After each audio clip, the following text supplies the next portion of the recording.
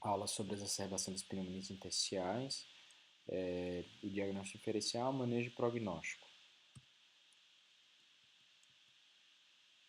Bom, a exacerbação aguda, ela é definida como uma deterioração respiratória aguda, né, em pacientes portadores já de doença pulmonar intersticial crônica, o fibrosante, e sem uma causa extraparenquimatosa, por exemplo, um pneumotórax ou uma embolia pulmonar. Deve haver opacidades pulmonares difusas bilaterais, precisam ser diagnosticadas através de uma tomografia, e o padrão histológico clássico é o denovelar difuso, com algumas características, né, que seriam um infiltrado inflamatório, uma membrana hialina e a proliferação de fibroblastos. Então, o infiltrado inflamatório a gente consegue ver aqui com essas várias células de núcleos bem arroxeados. A membrana hialina é esse material eosinofílico que está nos espaços alveolares, né? Não é um material que tem um pouco de célula, mas é exatamente célula inflamatória que está no espaço alveolar. E a presença de fibroblastos, que são as células com um núcleo um pouco mais frouxo, que é formado por fibroblastos, e ele tem essa, essa indução de fibrose, que a gente consegue ver muito bem aqui um, um, uma biópsia com tecido extremamente fibrosado nesse momento. Então, isso aqui é o dano alveolar difuso histológico. E é assim, a gente já sabe sobre a exacerbação aguda, feito uma revisão desses critérios que eu vou mostrar mais na frente. Né? E o que seria essa exacerbação aguda da fibrose pulmonar idiopática? Seria uma aceleração intrínseca do processo fibrótico. Por exemplo, o próprio paciente, a própria doença, ela tem uma característica de ser acelerada e simplesmente a forma como ela se propõe clinicamente seria com a exacerbação aguda, é uma possibilidade. A outra é uma forma que o pulmão teria de responder a certos agressores externos. Né? Vamos dizer que em uma outra situação, esse pulmão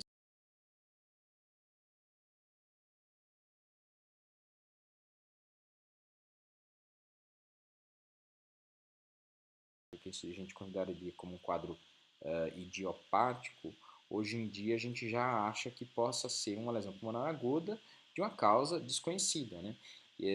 Com os estudos, algumas dessas exacerbações agudas foram diagnosticadas, mas nem por isso mudaria o prognóstico desses pacientes. Então a gente meio que fez uma avaliação, ou até uma susceptibilidade maior a qualquer tipo de insulto que esse pulmão venha receber, já que é um pulmão doente. E a gente já descobriu alguns fatores de risco, né?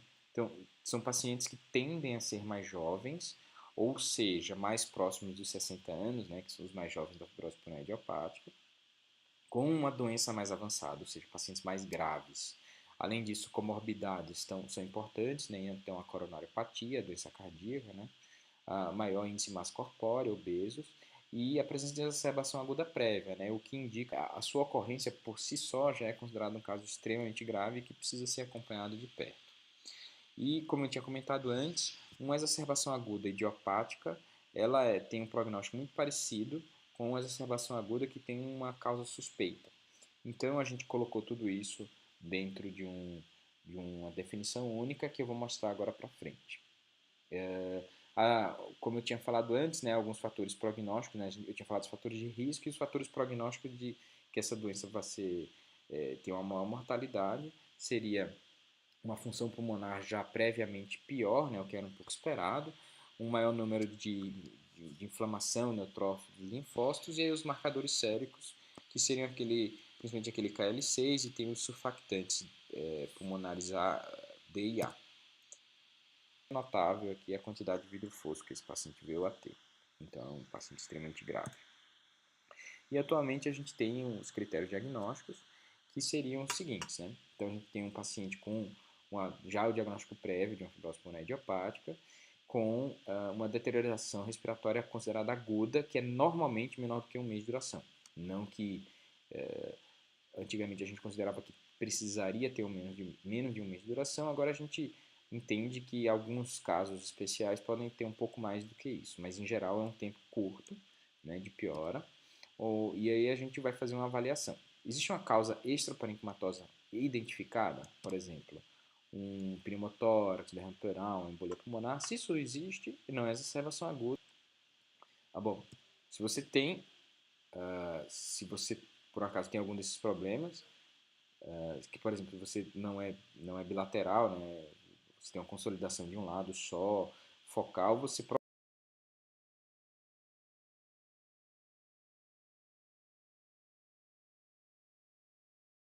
ou após um procedimento diagnóstico, por exemplo, uma broncoscopia ou uma cirurgia, por drogas ou por aspiração. E se você não consegue identificar absolutamente nada como sendo a causa, você vai ter uma exacerbação aguda idiopática. Isso aqui é muito mais uma nomenclatura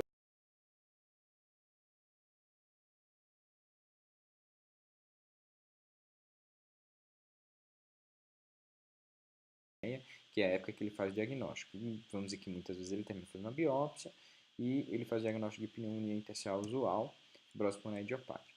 E aí o problema do exacerbação do agudo é que ele tem esse HIT, né, ele tem essa causa de exacerbação aguda, que pode ser inclusive a própria biópsia, e ele tem uma queda muito importante da sua condição pulmonar, até podendo vir a óbito por causa disso daí. E isso é extremamente importante, principalmente porque quando a gente biopsia, a gente faz aquele padrão de dano alveolar difuso, que por si só já indica um prognóstico extremamente reservado. E isso, quando a gente vai ver do ponto de vista histológico, esquemático, o que, é que a gente pensa? Então, isso aqui é um pulmão normal, que num paciente predisposto e tiver algum tipo de exposição, a gente não sabe exatamente o que ele, o respiratório, ou ele, por alguma razão, né, que a gente não sabe, existem alguns fatores que deflagram isso, ele vai ter uma exacerbação aguda e ele pode ter uma evolução rapidamente em semanas para um quadro fibrosante que poderia ter durado alguns anos para chegar lá.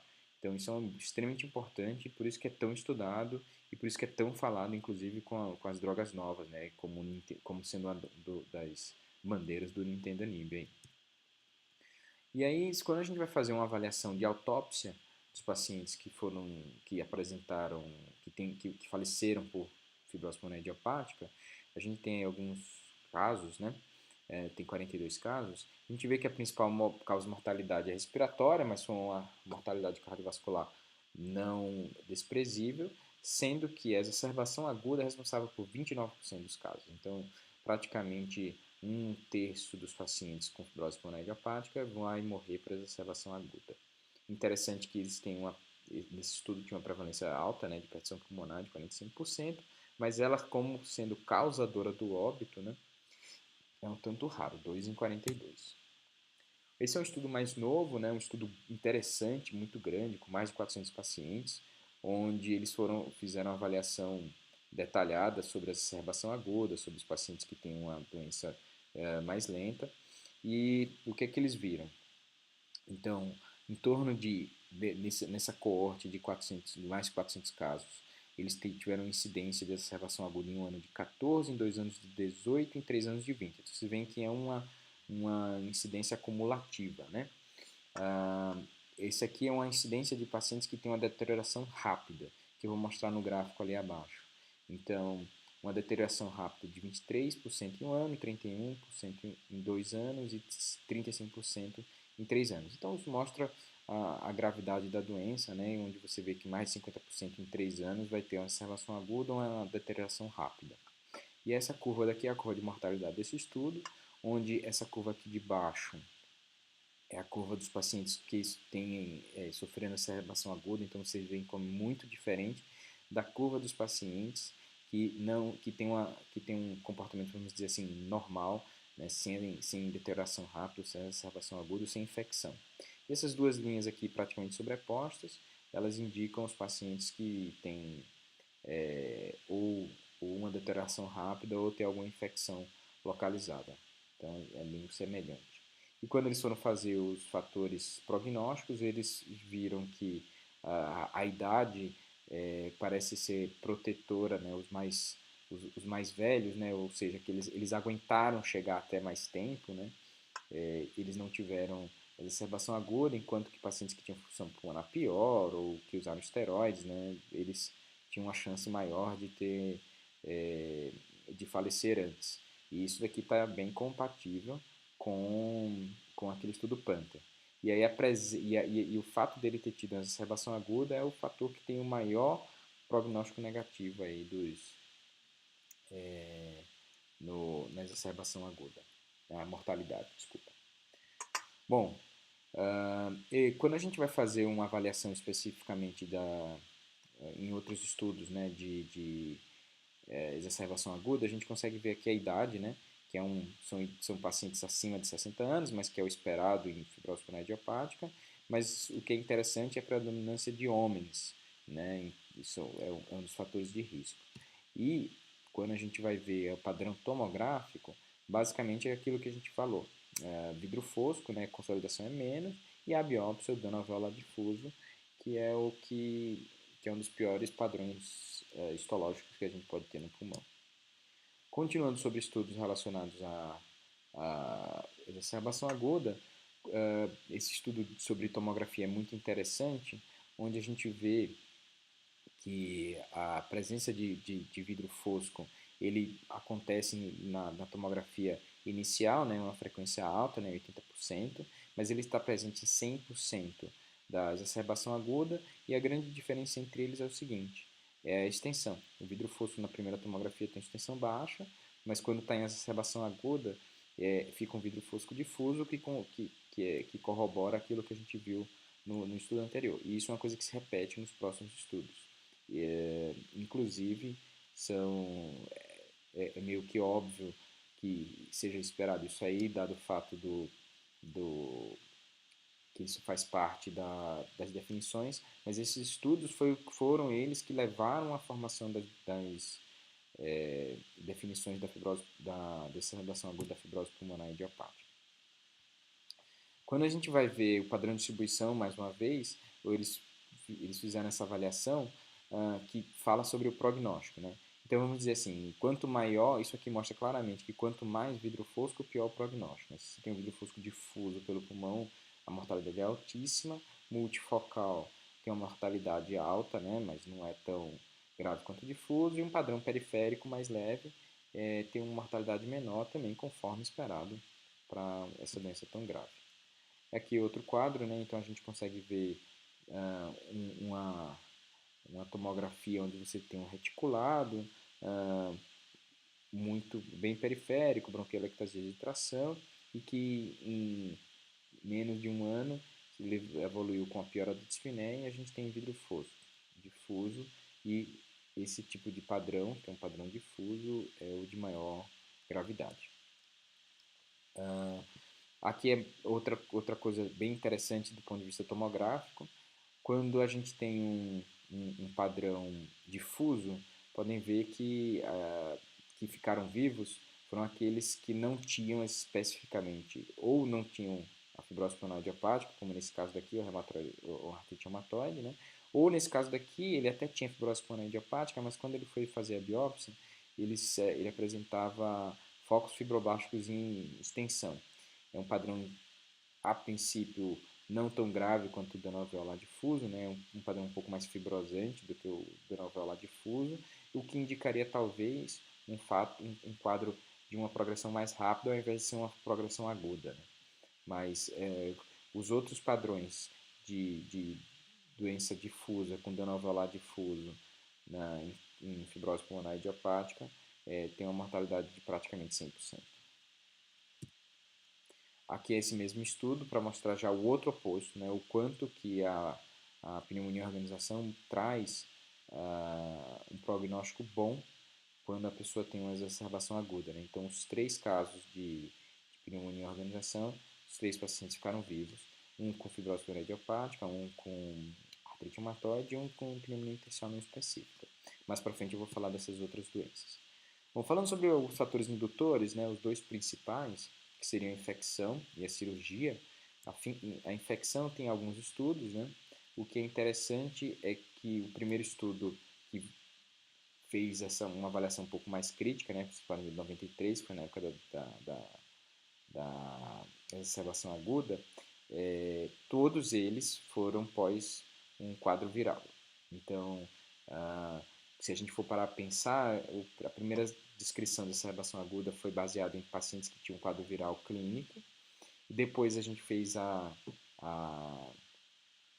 as definições, né, em 2007 do que seria uma fibrose pulmonar, uma exacerbação de uma fibrose pulmonar idiopática, e a gente tirou essa etiologia viral e agora a gente voltou, né, para se ver, isso é um exemplo claro de como a medicina é pendular, né? A gente estuda, faz uma ideia, depois a gente volta atrás, depois a gente refuta e vai assim até a gente tentar fazer com que esse pêndulo pare e tente encontrar o diagnóstico. Mas é exatamente, eles descreveram exatamente o quadro de uma exacerbação aguda que a gente vê hoje em dia, né? Áreas de dano alveolar difuso, tratados com esteroide, ventilação mecânica. A única diferença é que esses 3 pacientes tiveram uma boa evolução. Mas cá entre nós, né, podia ser simplesmente um viés de ser uma série de casos, né? Vamos descrever aqueles casos que tiveram uma boa evolução. Hoje em dia, o que a gente já tem em relação a vírus, eles estão claramente relacionados com a exacerbação, existem até teorias sobre eles também serem causadores, né, das doenças pulmonares, e quando se foi fazer um estudo mais específico com biologia molecular, se encontrou esse vírus aí, que é um vírus um tanto incomum, né, o Torquetenovirus. Ele está relacionado à transmissão via transfusão. Tem outros vírus, né, eu coloquei só alguns, né, os aparentemente mais importantes, mas que foram identificados em pulmão de pacientes com exacerbação aguda, né, parainfluenza, herpes, vírus social respiratório, citomegalovírus, em geral vírus que não são tão tranquilos. Mas apesar disso já foi isolado, por exemplo, rinovírus no pulmão desses pacientes.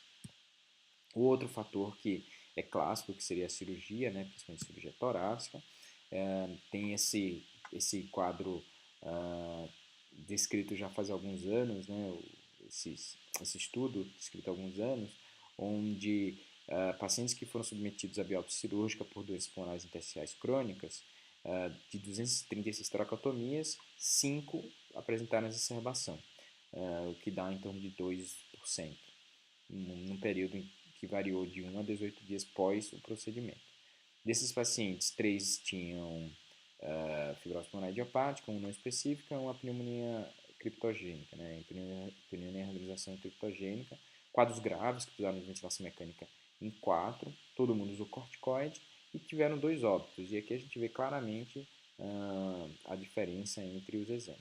O que é muito interessante nesse estudo é exatamente o fato do pulmão mais doente foi o pulmão não operado, o que faz a gente achar que esse pulmão foi mal ventilado, ou ele provavelmente recebeu muito oxigênio e ele talvez tenha tido um volutrauma, e é baseado nesse estudo que a gente considera isso. Aqui outro, vocês podem ver, né, os pacientes todos receberam corticoide, alguns em pulso, outros em doses altas, e os casos que sobreviveram podem ver que foi a não específica, a pneumonia organização, mas os pacientes com IP dificilmente sobrevivem quando apresentam isso, conforme esperado. Falando um pouquinho agora sobre o tratamento, a gente não tem um tratamento específico, infelizmente, né, por um lado, por ser uma doença muito rara, a gente não estuda muito, mas por outro lado, o fato de a gente não conseguir estudar, a gente não sabe como fazer na hora que ela aparece. E aí a gente termina fazendo o que faz na pneumonia intersticial aguda, né? Que também é algo baseado em opinião de expert. Então é pulsoterapia com solomedrol, imunossupressores e fazer uma ventilação mecânica protetora. Existem alguns outros tratamentos que foram estudados, que eu vou mostrar aí mais para frente, mas a gente não sabe exatamente o que fazer. Então isso aqui eu já mostrei esse estudo aqui, né, que fez diversas formas diferentes de exacerbação aguda em doenças pulmonares intersticiais, e todos esses pacientes receberam altas doses de corticoide, alguns receberam imunossupressores, mas a mortalidade é extremamente alta, em torno de 75% em 3 meses. Então isso já mostra a gravidade do quadro. Tem outro estudo aqui também, que esse é em fibrose pulmonar idiopática, que eu também já mostrei essa tabela, onde todos os pacientes receberam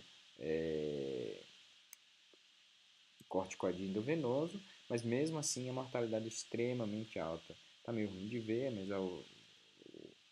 por exemplo, esse estudo aqui, 24 de 24 pacientes faleceram, foram a óbito.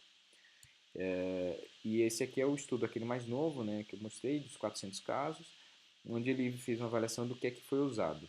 Não teve nenhuma significância estatística, mas assim, a gente é difícil tomar algum tipo de conduta baseado nisso.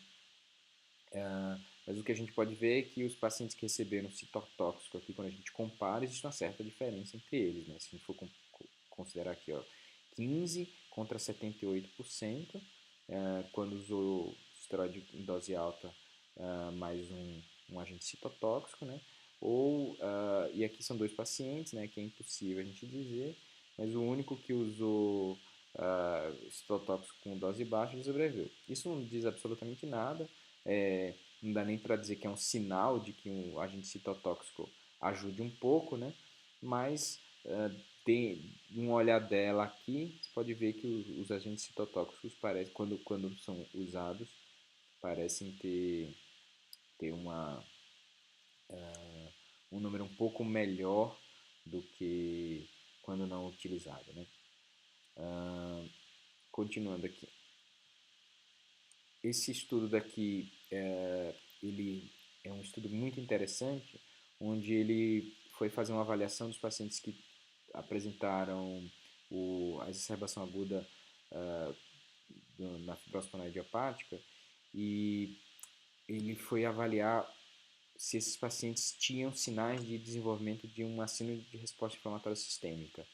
E aqui a gente pode ver que a maioria desses pacientes apresentou uma liberação grande de interleucinas e um acometimento de outros órgãos. Então existe uma incidência grande de disfunção de múltiplos órgãos e sistemas. E isso na minha memória está muito evidente, porque quando eu era R1 da clínica ainda, a gente roda na UTI da pneumo, e teve um pós-operatório de uma biópsia pulmonar para diagnóstico, e esse paciente, eu estava de plantão com ele, fiquei cuidando, e ele entrou, fez todas as funções possíveis. Ele parou de urinar, começou diálise, insuficiência respiratória grave, insuficiência hemodinâmica, dobutamina, e terminou indo a óbito, infelizmente, mas ele ilustrou exatamente isso. E foi menos de 24 horas depois da biópsia. A família, obviamente, não conseguia entender por que isso aconteceu. A gente chegou até a mandá-lo para o SVO, e no SVO ele tinha um quadro franco de da síndrome de resposta inflamatória sistêmica, inclusive com necrose de adrenais. Então, deve haver uma liberação intensa de citocinas que faz com que esses pacientes entrem nessa disfunção e venham a óbito. De outros tratamentos que a gente tem para essa condição, tem várias tentativas, né? Nós temos o fato de nós termos uma doença de difícil tratamento e tão grave assim, com altíssima mortalidade, faz com que a gente tente diferentes coisas, né? E aí, vocês podem ver aqui, ó, corticoide, ciclofosfamida, ciclosporina, um tratamento específico com polimixina B. Esse tratamento aqui é um tratamento extremamente interessante, onde eles querem reduzir a quantidade de antígenos. Eles dão rituximab, fazem uma plasmaférese e ainda dão imunoglobulina. Eu vou mostrar isso um pouquinho mais para frente. Tem um estudo que eles dão trombomodulina. Se tenta de tudo. Mas são uma série de casos e é difícil a gente conseguir, a maior parte deles não controlados, é difícil a gente conseguir chegar a uma conclusão de qual seria o melhor tratamento para esses pacientes. E esse é aquele que eu falei, né? Eu achei isso tudo interessante, mas só para vocês terem uma ideia da nossa da qualidade de evidência que a gente tem para isso, e é mais ou menos esse nível aqui, ó. Eles fizeram um screening de 18 pacientes, onde eles têm no total 11 pacientes que foram analisados. E desses 11 pacientes, o tratamento foi um pouco diferente entre os dois. Eles mudaram o esquema de tratamento, onde o inicial era plasmaférese com rituximab, e depois eles acharam melhor fazer plasmaférese, rituximab e ainda dar gama-globulina, com o objetivo de reduzir bastante o número de autoanticorpos desses pacientes. A curva é interessante, né? Essa é a curva total dos pacientes, dos 11, né? E eles fizeram uma comparação com o controle histórico. E aqui são dos 4 pacientes que receberam a imunoglobulina juntamente com o esquema de tratamento. É um estudo interessante, acho que vale a pena dar uma olhada, mas no nosso meio é um tanto complicado conseguir fazer, né? Bom, isso aqui é um outro tipo de tratamento que nós acreditamos, é que seria a ventilação protetora, né? Então a gente tem aí uma paciente com não específica já há muito tempo, fez um quadro provavelmente viral, precisou ser entubada, e essa paciente a gente conseguiu fazer uma curva fluxo-volume com ela, desculpa, uma pressão-volume com ela, né, a curva PV, e ela estava nesses parâmetros péssimos aqui, com FI de 70%, PIP de 5, um PO2 e FO2 de 120. A gente conseguiu fazer essa curva PV, a partir daqui a gente conseguiu descobrir qual era o ponto, a pressão que dava a melhor relação entre pressão e volume. Foi feita uma, uma manobra de recrutamento, né? Que eu vou mostrar aqui para frente, essa manobra de recrutamento dos pulmões, né? Então isso aqui é uma tomografia onde a gente vê a paciente com PIP zero. Você vê como há um grande colapso, né? Um PO2 e FO2 de 58%, uma complacência extremamente baixa de 14%. A gente fez uma manobra de recrutamento, então é muito visível aqui o quanto que abriu o pulmão, né? O PIP chegou a 25, né? Com uma pressão de pico de 40, uma PO2 e FO2 de 260, mas uma complacência baixa, obviamente, porque ela veio para esse ponto da curva daqui, mas com a redução das pressões, até chegar no ponto de melhor pressão, que era em torno de 10, a gente coloca 2 pontos acima, ficou de 12, vocês podem ver que o pulmão está praticamente aberto da mesma forma, né? Obviamente diminuiria um pouco a PO2 e FO2, mas uma complacência extremamente boa, né? Extremamente boa não, desculpa. É uma paciente muito grave, né? A complacência boa é em torno de 100, mas uma complacência muito melhor do que os 14 que ela tinha apresentado inicialmente.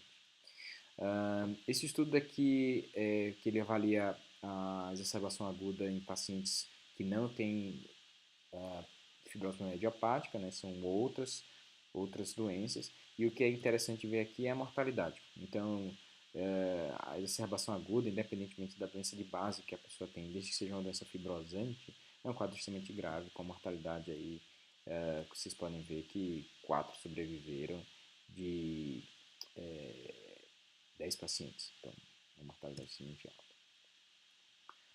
Bom, quando a gente vai ver a pH, né, a gente tem pouca série de casos. Em geral, esses pacientes já tinham um diagnóstico prévio de pH e o que eles apresentam é uma piora aguda dos sintomas. Ficam mais dispneico, mais hipoxêmico. A gente, obviamente, sempre procura infecção, mas em geral está relacionado com a nova exposição. E isso vocês podem ver como é o clássico, né, das exacerbações agudas. E esse paciente tem um padrão de idade na biópsia. Então, o paciente com pH que reexpõe, a gente tem um caso de reexposição de pH, que é um quadro extremamente grave, e terminamos dando corticoide em dose alta e esse paciente conseguiu sair. Aqui está um exemplo, né? O problema desses casos é que ele pode ter uma doença leve assim, depois que ele se reexpõe e ele sai da exacerbação aguda, ele fica com uma fibrose extremamente grave desse jeito. Então, vocês podem ver aqui, olha só, óbito, óbito, transplante e óbito. Então, uma exacerbação aguda, independentemente do diagnóstico que a pessoa tenha, desde que seja uma doença fibrosante, é extremamente grave. Esse aqui é um caso nosso, né? Vocês podem ver que ele tinha uma exposição a aves. O vidro fosco nesse período daqui é claramente maior. E a gente tirou as aves dele, deu corticoide e houve uma melhora do quadro, na pior das na uma diminuição do vidro fosco, né? E pelo menos na pior das hipóteses, uma área de fibrose semelhante ao que ele estava de inflamação anterior. E resumindo, né, as exacerbações agudas, ele é um processo aparentemente pouco frequente, né, quando a gente relata, mas a gente acredita que talvez seja um pouco subestimado, né, muitas vezes o paciente não vem para a gente, ele termina ficando em outro local. Ele acontece, foi inicialmente descrito na fibrose pulmonar idiopática ou na pneumonia intersticial usual, mas aparece em vários outros padrões. Tem as suas predisposições, né, de cirurgias, infecções, exposições, vírus, que já está muito claro para a gente que faz parte da definição. O diagnóstico é clínico, a biópsia ela é reservada para alguns casos apenas, quando a gente tem uma suspeita de que isso vai mudar o prognóstico do paciente, né? Ou porque a gente tem uma suspeita de algum tipo de infecção que precise ser tratada diretamente. Eu vou dar um exemplo como uma citomegalovirose. Na tomografia é muito mais vidro despolido, né, mas pode ser consolidação também, assim como o padrão histológico é de dano alveolar difuso, mas pode ser uma pneumonia em organização. E infelizmente a gente não tem tratamento específico para isso. Obrigado. Mais uma vez eu fico aqui à disposição para quem quiser mandar um e-mail. Eu tento responder o mais rápido possível. Eu estou numa fase meio confusa da vida, como eu já expliquei em outra